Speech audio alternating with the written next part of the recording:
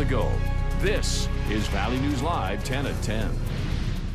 Happening now, firefighters are struggling to contain a fire near Grassy Butte, North Dakota that grew from 400 acres to about 3,500 over the course of a day. Emergency management officials say the area is extremely dry and the fire has plenty of fuel in the form of trees and shrubs. More than half a dozen local fire and volunteer fire departments responded to try and contain the blaze, as well as the U.S. Forest Service. The fire began just before midnight last night. According to the Dickinson Police Department's Facebook page, the U.S. Forest Service crews from Minnesota were helping them as well, and they reached there around 11:30 this morning, and we'll post the latest information for you in this story over on our Facebook page. We're not the only ones dealing with fires. Over in California, people are being evacuated as a wall of fire grows larger. That wildfire has now spread across 2,700 acres. In both cases, the fire in California and in North Dakota, drought has just made the situation even worse. Back at home, not only is the lack of rain harming crops, livestock, and making it easier for fires to start, wildlife habitats are also being damaged. The Game and Fish Department says insects, birds, and even fish are feeling the effect. Some lakes could even dry up. Any type of growth that can get on the landscape here these next couple months, it's going to be very critical for a lot of the young birds out there, and again, you know, more importantly for all the farmers and ranchers out there. Heads up for drivers in Fargo, some changes will be taking place tomorrow at the 32nd Avenue and I-29 construction project. Crews will be focusing a lot of their work near Love's Travel Stop. That's across from the Flying J truck stop. Traffic there will be reduced to southbound drivers only while crews work on the intersection. Northbound drivers will be detoured to 42nd Street South via 34th Avenue South. And as you're traveling along 32nd Avenue, keep in mind that you'll be dealing with side-by-side traffic at times and a closed intersection here and there, so you're asked to slow down and pay attention to the signs. 2 horses are dead after being hit by a Buick today out in Todd County. Minnesota State Patrol says a 66-year-old man from Breckenridge was driving on Highway 210 near 121st Avenue when he came over a hill and hit the horses, killing them both. The man was taken to the Tri-County Medical Center and he did not have any serious injuries. As boaters head out to the lakes this summer, the Department of Natural Resources is stepping up their efforts to prevent the spread of invasive species which take over native organisms and vegetation in the lakes. County watercraft inspectors stationed at boat launches scan watercraft for things like zebra mussels before entering and leaving the lake. And at a popular boat docks of contaminated lakes, the inspectors will ask where boaters plan to go next. Now, if a boat plans to go from a contaminated to a non-contaminated lake, the inspectors clean it. But conservation officials say it's just not up to them to prevent the spread. Clean, drain, dry. You know, make sure you clean that watercraft off and pull the plug when you're traveling down the road.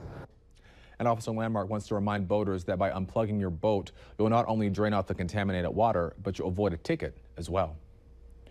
A GoFundMe has been set up for the family of Fanuel Azrat. Azrat was the MSUM student that went missing on June 29th after he was swimming in the Red River. Emergency crews found his body on July 1st. The goal of this GoFundMe is to raise around $20,000. As you can see, half of that has already been raised. That money will be sent to Azrat's family in Ethiopia. Imagine a city where the residents own all the roads and land. You don't have to drive too far to find that. North Oaks, Minnesota is being recognized as the most affluent city in the state. Janelle Klein takes us to this exclusive place. It might look like a lot of boring numbers. I was a little surprised. But this report from the U.S. Census Bureau has some pretty interesting facts. One of them, each state's most affluent city. I think most people think the West Side, which in Minnesota isn't Orono or Edina or Wayzata. It's North Oaks, a St. Paul suburb that in the 1800s was a hobby farm for railroad tycoon James J. Hill. Today, those original buildings are still here among the city's 1,200 homes, where the median price is about $600,000. Houses on Lake Minnetonka can sell for many times more than what the average house will sell for in North Oaks. But the collective, as far as what houses sell for North Oaks, is pretty high. That's just one measure used to rank cities, along with things like income and education. But what the data doesn't say is just how exclusive North Oaks is. So much that its 5,000 residents own all the land, including the streets, with guard shacks and just 4 entrances. North Oaks is one of the few private communities in the state. That's one reason Kathy Emmons says she loves it. It's fun to live in nature. saying that privacy gives the town a sense of community while offering lots of recreation open only to those who live here. We've got the trails and the beach and soccer and tennis lessons and sailing lessons and things, so I can see why a young family would find this attractive. And many of those have been well known, including former Vice President Walter Mondale, NBA star Kevin McHale, and several Fortune 500 CEOs. Minnesotans in the public eye who lived in a very private town. It's a whole different kind of a pace. If you're wondering about North Dakota, Williston is considered the most affluent city in the legendary state. Skaters of all skill levels came out to compete at the Dyke West Skate Park today. The Summer Grind event was met with some nice weather this afternoon as competitors showed off the tricks they'd been practicing. Beginners are placed in their own bracket so that they don't compete alongside the experts. Organizers say that they hope this will get more people interested in joining the skating community. Yeah, skateboarding is welcome to all skill levels. If you can walk, you can pretty much skateboard. There's dudes out here that are like 45 years old that still skate, probably even more older in the Fargo area here. Those that won each division got a new board, with another board handed out for the winner of the best trick competition. The Red River Rage Fast Pitch Tournament attracted players from Sioux Falls to Minneapolis for 2 days of intense competition.